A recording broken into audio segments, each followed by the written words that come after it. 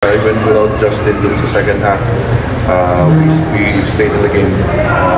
Although we don't give it as an excuse naman talaga. We still expect to win because it's a championship. Wala nang time for excuses. Dapat na defensive rebounds na. Oo, apat. Kasi scramble situation na rin yun.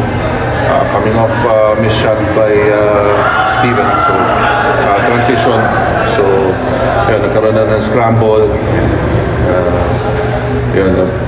Guys were, it's a loose ball. And then, everybody was trying to tap the ball. And of course, yung pang-apat na yata na rebound yun. It ended up sa ng bata was free in the corner and made a big shot. So, that proved to be the big difference.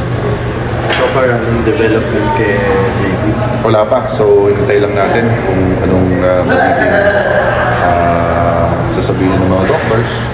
We're hoping for the best. Let's see. We'll probably have a clearer perspective tomorrow kung anong mangyayari. Do you expect the worst? No naman. We're still hoping for the best. If it's dislocated, then hopefully we can find walang natin sana walang bali. Diba? But again, it's hard to speculate now kasi wala pa talagang kakapunta pa lang sa kanya sa hospital, sa way just have to wait. But when you saw him fall that way, medyo Actually, hindi ko talaga nakita yung kung paano nasaktan probably sa floor, may trupa niya, I really don't know.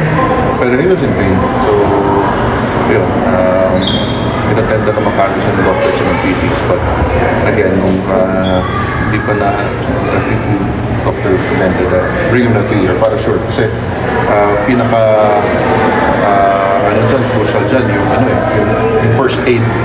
Kung may ganun trauma, kung may injury na ganun, importante kung yung ginagawa mo sa umpisa. So para dapat maayos yung unang gawa. Kaya it was safer to bring him to the hospital.